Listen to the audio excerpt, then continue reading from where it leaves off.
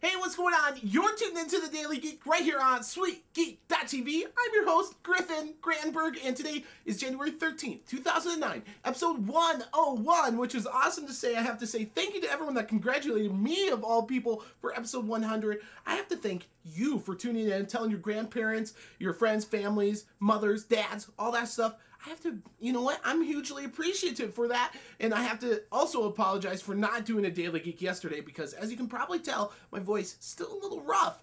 So I was sick all weekend through Monday, so I just couldn't do it yesterday. It would have been like blah, blah, blah, and it would have just been really bad. But there's so much stuff going on today, so I'm going to try to get through it. Let's do it with Geek News. Story number one, lots of pictures, lots of speculation, lots of rumors around the T-Mobile G2. Not the fact that it's going to be called the T-Mobile G2, but the fact that it's the successor phone to the first Android phone. That's right.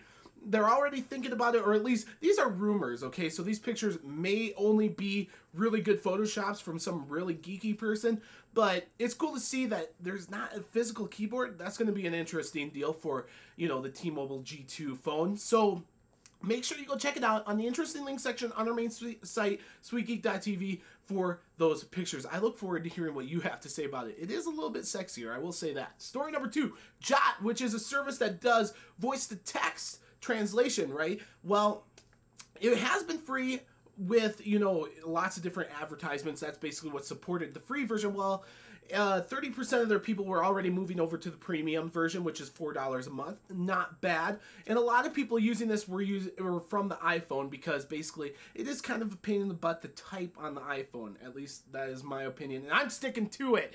I'm telling you. But here's the deal, is starting February 2nd, they're going to push everyone to the premium version. There's not going to be a free version of Jott any longer, so you're going to have to pony up the $4 a month for the premium version. Another cool service that Jott is offering as of today is a voicemail to text, which is basically what Phone Tag is doing, and actually a lot of people are doing it.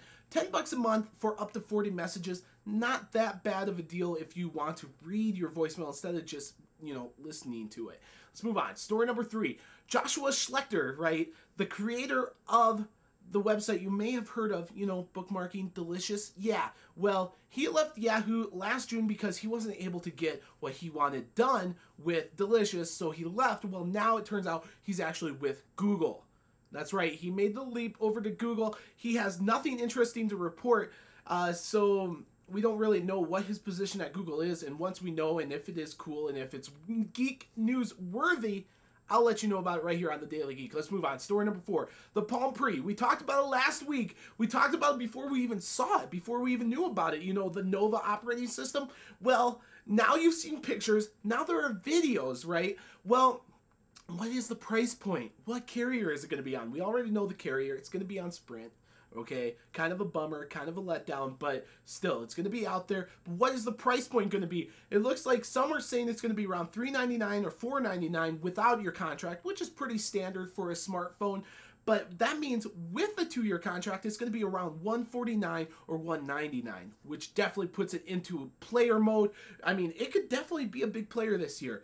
The only big bummer is that it's on Sprint, and I don't know many people that would actually switch to Sprint for this phone, so hopefully it'll be coming to, you know, the other carriers soon, which I guess it actually is. So that's kind of cool, or at least that's what the rumors are saying about the Palm Pre. I'm really excited about that and the WebOS that it's carrying. Story number five, the last story of the day, Windows 7 beta has been out there now. They had a little glitch with their servers because turns out lots of people want to beta test this, okay? So their servers, you know, kind of went into a glitch mode. Well, now it's been fixed. They were only going to let so many people beta test it. Now they're saying, okay, everyone, world, go have at her and beta test this for us. So now it's totally available for you to beta test. And if you're going to do that, I have the link for you on the main site, sweetgeek.tv, for you to a direct link to download it. And you know what? If you're doing that, I would love to hear what you have to say about Windows 7 beta. And there you have it. That is the Geek News for January 13, 2009, episode 101 of the Daily Geek. I'm your host,